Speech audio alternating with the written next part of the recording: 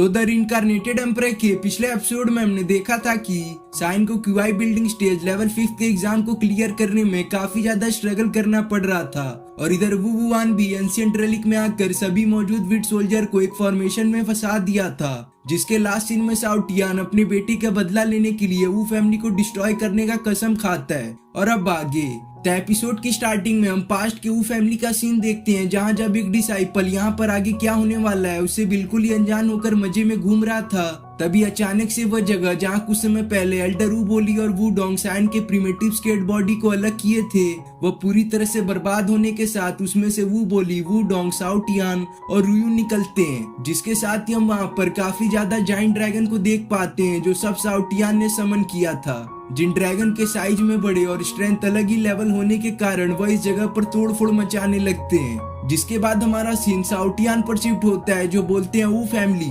जो आज तुमने मेरे बेटे के साथ किया है उसकी सजा सिर्फ मौत है, जो बोलकर शाओ टियान सभी ड्रैगन की हेल्प से इस पूरे वू फैमिली में तबाही मचाने लगते हैं, जिससे यहाँ के डिसाइपल अपनी जान बचाने के चक्कर में इधर उधर भागने लगे थे, जिन सब में काफी डिसाइपल ऐसे ही मारे जाते हैं। फिर हम वू बोली को देखते हैं जो अपनी ओर आते हुए ड्रैगन को देख अपने मिरर ट्रेजर की हेल्प से एक प्रोटेक्टिव शील्ड बना लेती है, जिसके कारण वह ड्रैगन वू बोली का कुछ बिगाड़ नहीं पाता भले ही वह कितना भी कोशिश कर ले। तो वू डोंग जब अपने फैमिली का इस लेवल पर तबाही देखता है तो वह बोलने लगता है, शाओ टियान तुम्हारी इतनी हिम्मत कि तुम ड्रैगन विन को एक्टिवेट करके मेरे फैमिली को डिस्ट्रॉय करो, इन मासूम लोगों ने तुम्हारा क्या बिगाड़ा है बताओ। जिस पर शाओ टियान कहते हैं, मैंने तुम लोगों पर भरोसा किया था लेकिन यह मेरी सबसे बड़ी भूल निकली, आखिर तुम किस तरह के लोग हो जो अपने सेवियर के साथ ही ऐसा काम करते हो। मेरी मदद की ना तो मेरे छोटे बच्चे के बारे में ही सोच लिया रहता, भला उसने तुम्हारे वो फैमिली का क्या बिगाड़ा था कि तुमने अपने फैमिली को और भी स्ट्रांग बनाने के लिए मेरे बेटे का इस हद तक यूज किया, यह कहाँ का इंसाफ है। और आगे तुम ऐसा किसी और के साथ ना कर पाओ, इसलिए मैं आज इस पूरे वो फैमिली का नामो निशान मिटा दूंगा। जो बोलकर शाओ टियान अपने 7 ली लाइन टेक्निक को एक्टिवेट कर देते हैं, जिससे कई सारे एनर्जी बॉल जो शाओ टियान के अगल बगल घूम रहे थे अब वो वू बोली के पास जाकर उसके बैरियर को घेर लेते हैं, जिसे देख वू डोंग एल्डर वू बोली को मार्शल किंग को यहाँ से ले जाने को कहता है, क्योंकि अगर वह यहाँ पर मारा जाता तो उनकी सभी मेहनत बर्बाद जो हो जाती। जिसके ये सब बोलने के साथ ये सभी एनर्जी बॉल शाओ टियान के इशारे पर एक साथ एक्सप्लोड कर जाते हैं, जिस एक्सप्लोजन की इम्पैक्ट से तो वू बोली और मार्शल किंग किसी तरह से सरवाइव कर गए थे, पर दूसरी तरफ वू डोंग इससे पूरी तरह से घायल होकर नीचे जा गिरता है, जिसको ऐसा हालत में देख वू बोली सहम तो जाती है, पर उस पर अभी मार्शल किंग जो आने वाले समय में उनके वू फैमिली को नए मुकाम पर ले जाने वाला था उसका जिम्मेदारी था, इसीलिए वह तुरंत ही मार्शल किंग को लेकर यहाँ से एस्केप करने की कोशिश करती है। और इधर शाओ टियान गुस्से में अपनी पावर का यूज करते हुए वू डोंग पर एक फाइनल अटैक करते हैं, जिस अटैक से वू डोंग का बचने का कोई भी चांस नहीं था, लेकिन यह अटैक उसको हिट कर पाता उससे पहले ही वहाँ पर एक एल्डर आकर अपनी स्क्रोल ट्रेजर की हेल्प से वू डोंग की जान बचा लेते हैं, जिसका कुछ शाओ टियान रिस्पॉन्स दे पाते उतने में वहाँ पर एक दूसरा एल्डर आकर उनसे फाइट करना स्टार्ट कर देता है। जिन दो लोगों की पावर बिल्कुल ही एक लेवल पर होने के कारण वह एक दूसरे को बराबर की टक्कर दे पा रहे थे, लेकिन ऐसा ज्यादा देर तक चल नहीं पाता क्योंकि शाओ टियान की पावर अभी ड्रैगन विन मेथड का यूज करने के कारण काफी बढ़ चुकी थी, जिसके कारण शाओ टियान उस एल्डर की स्पीड को मात देते हुए एक पावरफुल पंच उसके चेस्ट पर दे मारते हैं, जो पंच का पावर इतना ज्यादा था कि वह एल्डर इसके इम्पैक्ट से पीछे तो जाता ही है लेकिन साथ में ऑन द स्पॉट भी मारा जाता है। और अब वो स्क्रोल ट्रेजर वाला एल्डर बचा था जो अपने आप को बचाने के लिए स्क्रोल की मदद लेने लगता है, जिसे देख शाओ टियान अपने रिलीज किए हुए सभी ड्रैगन को वापस अपने बॉडी में बुलाते हुए फ्यूज करने लगते हैं, जिससे वो अपने आप को थोड़ी देर के अंदर ही एक जाइंट धर्मा बॉडी में ट्रांसफॉर्म कर लेते हैं, जिस धर्मा बॉडी की हेल्प से वह एक ही अटैक में स्क्रोल ट्रेजर को डिस्ट्रॉय कर उस एल्डर को भी मार गिराते हैं जो इस ट्रेजर का मालिक था। जिन सब को मारने के बाद शाओ टियान की नजर वू बोली पर पड़ती है जो अभी काफी दूर तक निकल आई थी, इसलिए वह हेवन और अर्थ का ऑरा एब्जॉर्ब करते हुए किसी टेक्निक का यूज करना स्टार्ट कर देते हैं, जिस टेक्निक का नाम पाम ऑफ हेवन था। जो टेक्निक जैसी कंप्लीट होती है तो वह इसके हेल्प से इस पूरे वू फैमिली पर काफी ज्यादा प्रेशर बिल्ड करने लगते हैं, जिस प्रेशर के अंदर ये पूरा वू फैमिली आ जाता है जिसमें वू बोली भी शामिल थी, जिससे होता यह है कि अब ये प्रेशर की हेल्प से वू बोली के साथ मार्शल किंग के माउथ से ब्लड आना स्टार्ट कर देता है, जिसके साथ ही हम वू फैमिली के अलग अलग मेंशन को देखते हैं जो इस प्रेशर की वजह से अब डिस्ट्रॉय होना स्टार्ट कर देते हैं। जिस तबाही को देख वूडोंग को समझ में आ गया था कि आज उसकी वू फैमिली को कोई भी नहीं बचा सकता, इसलिए वह फाइनली अपने एंसेस्टर की मदद लेने का डिसाइड करता है, जो अब जोर से अपने एंसेस्टर को आवाज लगाने लगता है। बोलता है कि एंसेस्टर हमें बचा लीजिए इस साउटियान से, वरना ये आज हमारे इस पूरे वू फैमिली को बर्बाद कर देगा। जिसके ये बोलने की ही देर थी कि वहां के एक माउंटेन को चीरते हुए उनके एल्डर सामने आते हैं, जो एल्डर तो देखने में काफी ज्यादा पावरफुल लग रहे थे क्योंकि वह अपने एक ही अटैक से इस माउंटेन को डिस्ट्रॉय करके बाहर जो निकले थे।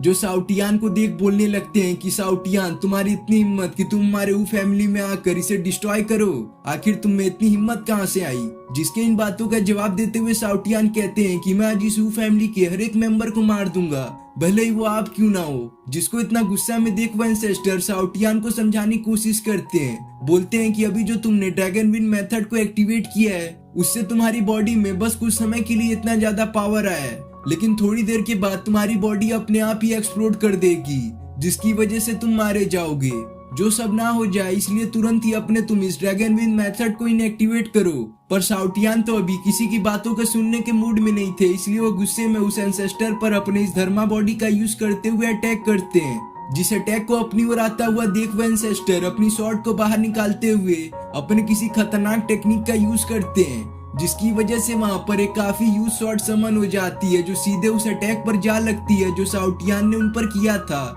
जो सब इतना फास्टली हुआ था कि साउटियान उस पर रिएक्ट नहीं कर पाते, लेकिन ऐन वक्त पर रुयून अपने एक शॉट से उसकी ओर एक स्लैश अटैक करती है, जो स्लैश अटैक सीधे उस एंसेस्टर की शॉट पर जा लगता है, जिसकी वजह से साउटियान को इस अटैक से कम डैमेज पहुंचता है। पर भले ही साउटियान इस अटैक से बच गए हो, पर उनकी बॉडी अभी काफी ज्यादा डैमेज हो चुकी थी। जो यह सब कम था कि वह एंसेस्टर एक और अटैक साउटियान की ओर करता है, जिस अटैक को अपनी ओर आता हुआ देख साउटियान रुयून को वहां से दूर भेजकर खुद उस अटैक के सामने आ जाता है। जिसके दिखाते ही हमारा सीन प्रेजेंट पर शिफ्ट होता है, जहां पर हम साइन को उसके प्राइमल वर्ल्ड में देखते हैं, जहां पर उसने अभी क्यूआई बिल्डिंग स्टेज के लेवल 5 के एग्जाम को क्लियर कर लिया रहता है। जो होश में आने के साथ अपने मदर फादर को आवाज लगाने लगता है, क्योंकि अभी जो उसने इतना हॉरिफिक सीन देखा रहता है उसकी वजह से उसका दिल दहल गया था। लेकिन तभी हम साइन के प्राइमल वर्ल्ड पर कुछ ग्रास को उगता हुआ देखते हैं, जो देखने के साथ ही वहां पर साउटियान के पूरे प्राइमल वर्ल्ड में फैल जाता है। जिन सब का यह मतलब था कि साइन का डैमेज प्राइमल वर्ल्ड अब पूरी तरह से रिकवर हो चुका था। जो यह सब दिखाने के साथ साइन को उस डिवाइन पूल में होश आ जाता है,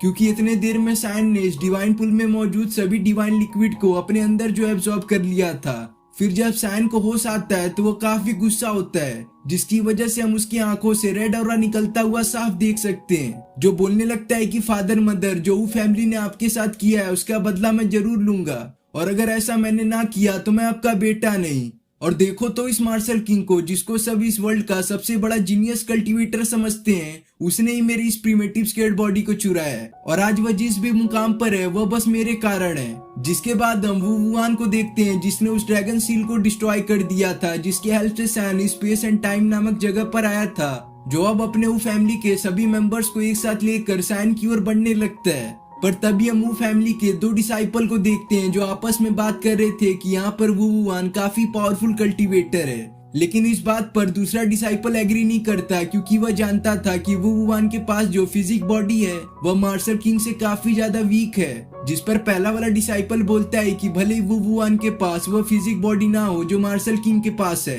लेकिन अभी भी वह काफी पावरफुल है, जो साइन को आराम से मार सकता है। और अब तुम ऐसी बातें करना बंद कर दो, क्योंकि अगर वुवान ने हमको ये बातें करता हुआ सुन लिया तो वह हमें यहीं पर मार देगा। जिसके साथ ही हम वुवान को देखते हैं, जो इस जगह को देख बोलने लगता है कि यहाँ का समय तो बाहर वाले वर्ल्ड से बिल्कुल ही अलग है, तो जरूरी यहीं पर साइन कहीं छुपा होगा, इसलिए तुम सभी लोग एक साथ मिलकर उसे ढूंढो। जो लोग जब वहाँ पर काफी देर तक सर्च करते हैं तो फाइनली उन्हें वह डिवाइन पूल दिख जाता है, जिसके अंदर सैन अपनी कल्टीवेशन कर रहा था। पर भले ही यह लोग सैन को ढूंढते हुए डिवाइन पूल पर आ चुके थे, लेकिन सैन तो इस डिवाइन पूल से कभी हटा ही नहीं था, वह तो बस इनके इंतजार में था। जिन लोगों को अपनी ओर आता हुआ देख सैन अपने स्टार फायर कैलेड्रॉन टेक्निक का यूज करते हुए उन सभी लोगों को अपने डोमेन में फंसा लेता है। जिसके बाद सैन अपने डोमेन में होने की वजह से वह कई सारे एनर्जी बॉल का यूज करके उन सभी फैमिली के मेंबर्स पर अटैक करने लगता है, जिसकी वजह से वो फैमिली के डिसाइपल्स अपनी जान बचाने के लिए इधर उधर भागने लगते हैं। और वहीं कुछ ऐसे डिसाइपल होते हैं जिनका लक कुछ ज्यादा अच्छा नहीं होता, जो इस एनर्जी बॉल से हिट होकर वहीं पे मारे जाते हैं।